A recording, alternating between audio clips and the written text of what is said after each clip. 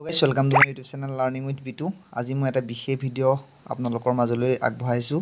যিহেতু SCRT GPAT 2024 অনুষ্ঠিত হৈছিলে PNT টেষ্ট, তাৰ ৰিজাল্ট দিছেই আৰু তাৰ প্ৰথম লিষ্টটো ওলাইছে। যিসকলে কাউন্সেলিং কৰিছিলে তেওঁলোকৰ প্ৰথম লিষ্ট ওলাইছে আৰু কিছুৰ কাউন্সেলিঙত নাম অহা নাই। গতিকে কাউন্সেলিং হৈ যোৱাৰ পিছত যিহেতু 1 পৰা 3 তাৰিখলৈকে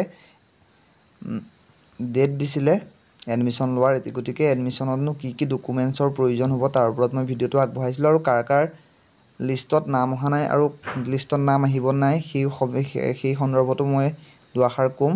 এতিয়া চাওক, মই যিহেতু SCRT PAT 2024 মই দিছিলোঁ, মোৰো নাম আহিছে। গতিকে আপোনালোকে কেনেধৰণে আপোনালোকৰ এডমিশ্যনটো কাৰ্যকৰী হ'ব তাৰ ওপৰত মই ক'বলৈ লৈছোঁ। চাওক, এইটো ষ্টাম্প পেপাৰ হয়। ষ্টাম্প পেপাৰে 200 টকামান ল'ব। আপোনালোকে কৰিব পাৰিব, ক'ৰ্ডত গৈ হ'লেও কৰিব পাৰিব।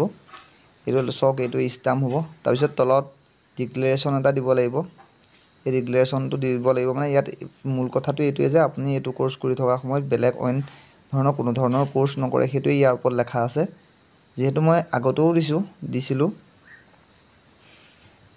ইয়াত থাকিব ছিগনেচাৰ, ফুল নেম, ইয়াৰ এইবিলাক থাকিব। তাৰপিছত লাগিব এইটো চাওক, মই যিহেতু মাজুলী ডিষ্ট্ৰিক্টত দিছোঁ, মাজুলী ডিষ্ট্ৰিক্টৰ যিখন ন'টিচ আছে সেই ন'টিচ ব'ৰ্ডখন আপোনালোকক দেখাবলৈ লৈছোঁ। Regular DLED government of Assam office of the principal. চাওক কি লাগিব। টোটেল ফিজ দিছে আমাক 2700 টকা দিছে।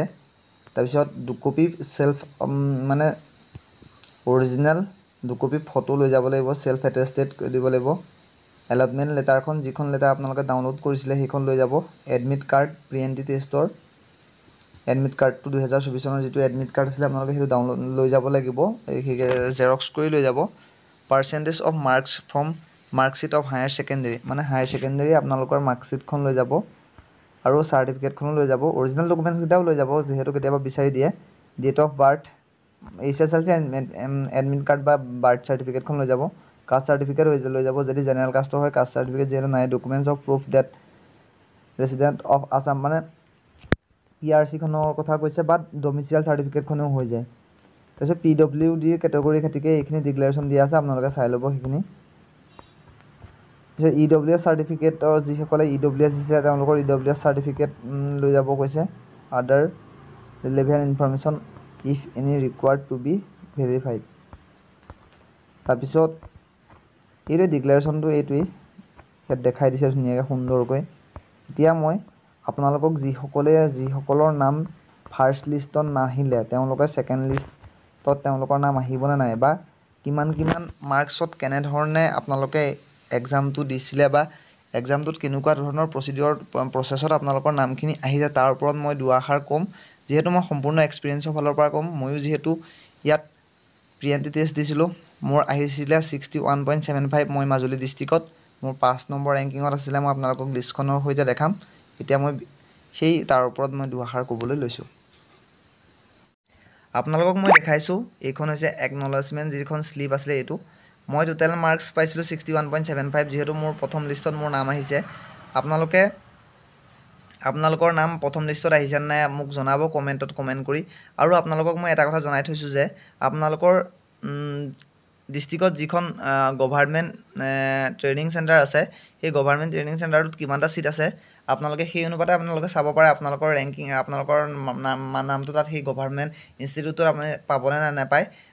যিহেতু আমাৰ ইনষ্টিটিউট আছে, টোটেল 50 জন ষ্টুডেণ্টৰ বাবে ছিট আছে। তাৰে 15 জন হৈছে ছায়েন্সৰ আৰু বাকী 35 জন হৈছে আৰ্টছৰ। আৰু সেই 35 জনৰ আৰ্টছৰ ভিতৰত 3 জন EWS কেটেগৰী খাতিকে থাকে। ময়ো যিহেতু general student, general EWS category, আৰু SC ST খাতিকে ৰিজাৰ্ভেশ্যন থাকে। গতিকে আপোনালোকে টপ 50 ভিতৰত নাম থাকিলেও আপোনালোকে নিশ্চয়ভাৱে ক'ব নোৱাৰে যে আপুনি তাত ছিট পাব। গতিকে আপোনালোকে চাব, যিহেতু কাউন্সেলিং হৈ আছে, কাউন্সেলিং কৰক। আপোনালোকে নাম আহেনে চাব।